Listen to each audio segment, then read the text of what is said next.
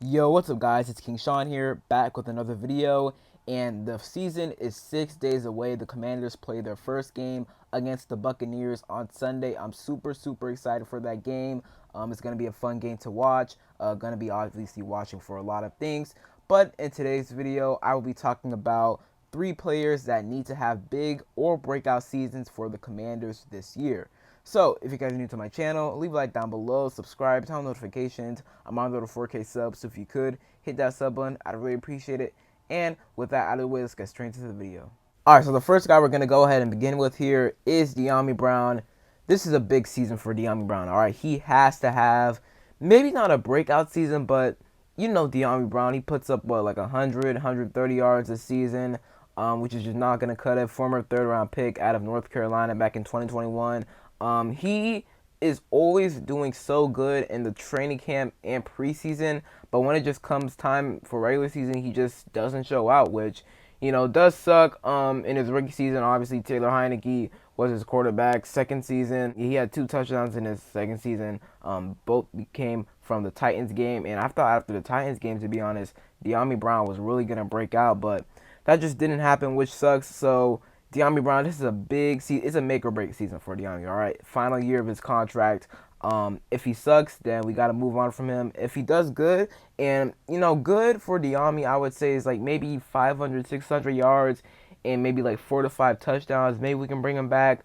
If a breakout season for Dyami would be maybe like 900 to 1,000 yards, and then maybe like 4, 5, or 6 touchdowns, somewhere around there.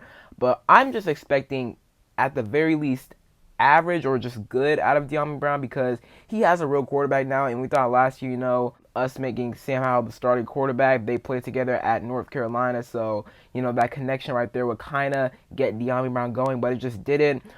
He had 1 touchdown last year, and that was against the Seahawks. It was a nice throw from Sam Howell and a nice touchdown from Dyami Brown, but Dyami, man, we got to see better production from him this year. He has Jaden Daniels. He's built, you know, pretty solid chemistry with Jaden Daniels so far in training camp and in the preseason. He had some really nice catches in the preseason, including that deep ball from Jaden Daniels in the Jets game.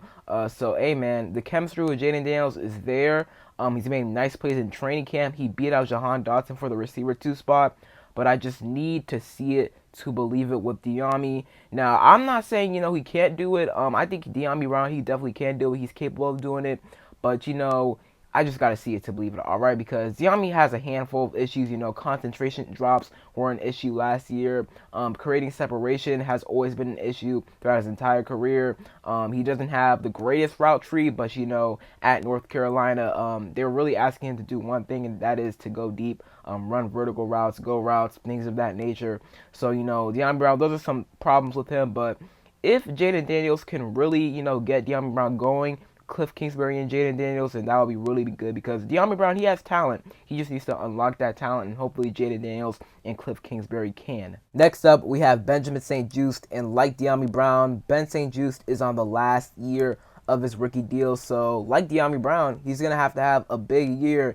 And Ben St-Juste, the biggest problem with St-Juste is that he's just very inconsistent. In his rookie season, he had some flashes in his rookie season, but just didn't play a whole lot because of injuries. He suffered multiple concussions, I'm pretty sure, and injuries elsewhere. In 2022, he was pretty good in 2022.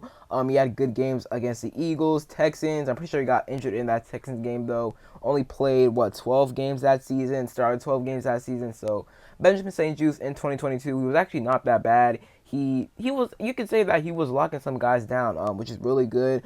He can maybe return to that form this year, but we shall see. But last year, he was very inconsistent. Last year, he was getting beat a whole lot. He had 17 pass deflections last year, although some of them could have been called for pass interferences. But 17 pass deflections, that's actually pretty good.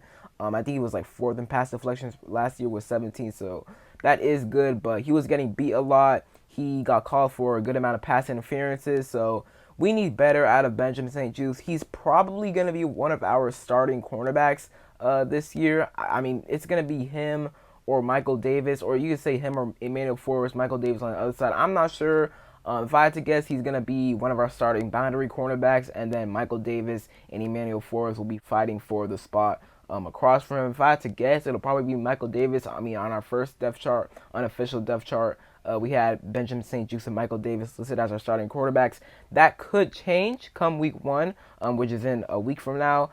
So we'll see. But I think Benjamin St-Juste will be one of our starting cornerbacks on the outside. So we just need better play from Benjamin St-Juste overall. He needs to be more consistent, is what I'll say. If he can be more consistent, obviously, Sunday is going to be a really good test for him going up against Mike Evans and Chris Godwin. So it'll be a good test for him. And, he just has to stay consistent. He has to hold his own. He doesn't have to necessarily completely lock down a receiver, but you just have to hold your own. Do not get beat constantly. So if he does that, then that's good. And he has to do that throughout the season, not only one game, but like I said, he has to do it consistently every single game, or maybe not every single game, because it's an offensive league. A great offense is always going to get the best of a great defense.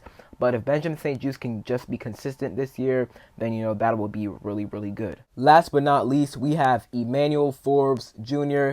And Forbes, he has to be good this year. It's do or die time for him. It's do or die time for St-Juste and De'Ami Brown as well. But with Forbes, he has to have a really good season. He was just, let's just keep it 100. He was really bad last year. He was just flat out bad last year. And, not all of his struggles were on him. Obviously, I know that Ron Rivera and JDR, they didn't put him in the best positions to succeed, to do his thing. But a good amount of his struggles, were on himself. Forbes, he was just getting cooked left to right, respectfully. So, he just has to have a better season. And I feel like he will have a better season.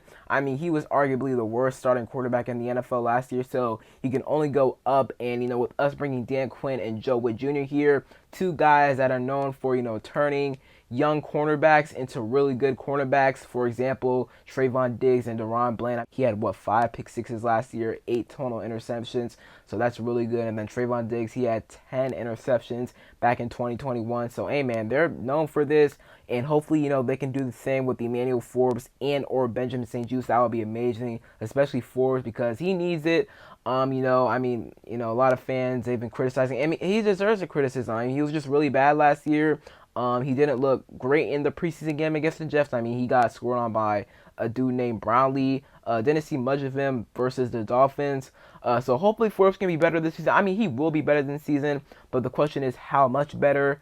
We don't know. We'll see. And coaching is a big thing, but if he's just bad, then he's bad, and it's time to move on for him. So it's do or die time for Forbes. He has to be good this season, or at least show some promise this season, because if not, then maybe he's out of here. He's probably out of here. But we'll see with him. Hopefully he can be good. I'm rooting for Forbes. I'm not rooting for anybody on this team to fail. I want everybody on this team to succeed. But if Forbes just isn't good, then he's not good, and it's just time to move on from him. So that is really it for today's video. I hope you guys enjoyed. If you did, leave a like down below, subscribe, turn on notifications, comment down below what player you guys think needs to have a good or breakout season this year. And other than that, it's been King Sean, and I'm out. Peace.